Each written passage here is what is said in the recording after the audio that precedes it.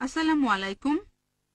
এখানে একজন বোন জানতে চাচ্ছেন পুরুষ আর মহিলাদের জন্য নামাজ পড়ার নিয়মটা কি এক, আর হানাফি এবং শাফিদের নামাজের নিয়মে কি পার্থক্য?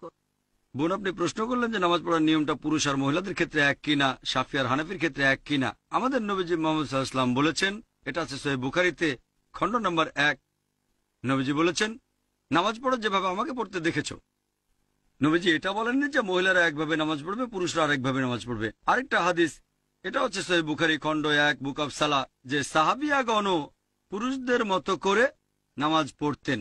পুরুষ আর মহিলাদের নামাজ পড়ার জন্য আলাদা কোনো নিয়ম নেই। নামাজ পড়বেন সেভাবে যেভাবে নবীজি পড়তেন, সে আপনি পুরুষ হন বা মহিলা হন। আমি জানি বাজারে এরকম কিছু বই পাওয়া যায়, ইন্ডিয়া সহ সারা পৃথিবীতেই বিভিন্ন মতবাদের লোকজন বলে মহিলাদের জন্য নামাজ পড়ার নিয়মটা আলাদা আর পুরুষদের নামাজ পড়ার নিয়ম আলাদা। এরকম কোনো হাদিস নেই।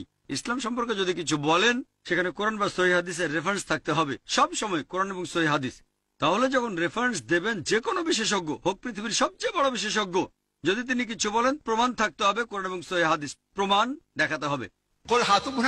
প্রমাণ পেশ করো ইন কুনতুম সাদিকিন। এমন কোন হাদিস নেই বা কোরআনের আয়াত নেই যেটা বলছে যে নামাজ পড়ার নিয়মটা পুরুষ এবং মহিলাদের আলাদা। আমি জানি অনেক বিশেষজ্ঞ নিজস্ব দৃষ্টিভঙ্গি থেকে বলে থাকেন যেহেতু মহিলাদের নিরাপত্তা দরকার, তারা আলাদাভাবে নামাজ পড়বে। এটা হচ্ছে তাদের দৃষ্টিভঙ্গি, কিন্তু নবীজি কখনো বলেননি নামাজ পড়বো যেভাবে নবীজি পড়তেন। এবারে হানাফি এবং শাফি মাযহাবে নামাজের নিয়ম সম্পর্কে বলি। আমি জানি এদের মধ্যে কিছু পার্থক্য আছে। হানাফিরা নামাজের সময় হাত বাঁধে নাভির নিচে, শাফিরা হাত বাঁধে বুকের উপরে, তারা তাকবীর দেয়, আমিন শব্দটা জোরে বলে। এখানেও আগের উত্তরটাই। সহিহ বুখারী, নবীজি বলেছেন খণ্ড নম্বর 1 বুক অব সালাহ, নামাজ পড়ো যেভাবে আমাকে পড়তে দেখেছো।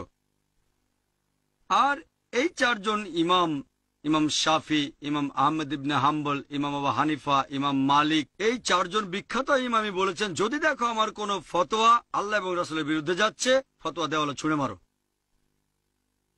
আমি জানি আবু হানিফা রাদিয়াল্লাহু আনহু বিখ্যাত বিশেষজ্ঞ, তাকে শ্রদ্ধা করি, ভালোবাসি। মানুষে বলে যে তিনি বলেছেন যখন তোমরা নামাজ পড়বে নাভির নিচে হাত বাঁধবে। আবু দাউদে একটা হাদিস আছে, আবু দাউদ খণ্ড নম্বর 1 বুক অব সালাহ, বলা হয়েছে নবীজি নামাজের সময় নাভির নিচে হাত বাঁধতেন। তবে এটা জয়ীফ হাদিস। ঠিক এর পরের হাদিসটাই বলছে, যেটা সহিহ হাদিস, যে নবীজি হাত বাঁধতেন নাভির উপরে। আরো সহিহ হাদিস আছে সহিহ ইবনে খুজাইমা, যেটা বলছে নবীজি হাত বাঁধতেন বুকের উপরে। সহিহ হাদিস যখন বলছে নবীজি বুকের উপর হাত বাঁধতেন, নাভির নিচের হাদিসটা জয়ীফ। তাহলে নামাজ পড়ার সঠিক নিয়ম বুকের উপর হাত বাঁধা।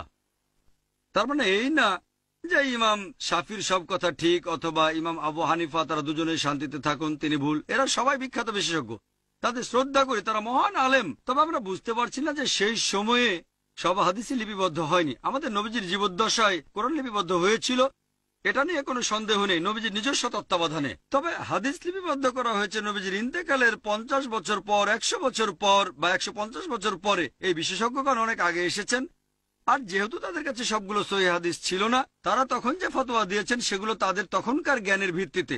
আমি বলবো না ইমাম আবু হানিফা রাদিয়াল্লাহু আনহু ভুল করেছেন, আমি বলবো এই সহিহ হাদিসটা ওনার কাছে পৌঁছায়নি। হতে পারে যে জয়ীফ হাদিসটা তার কাছে পৌঁছেছিল আর সেজন্য তিনি বলেছেন হাত বাঁধবে নাভির নিচে। সহিহ হাদিস হয়তো ইমাম শাফির কাছে পৌঁছেছিল, তিনি বললেন হাত বাঁধবে বুকের উপরে।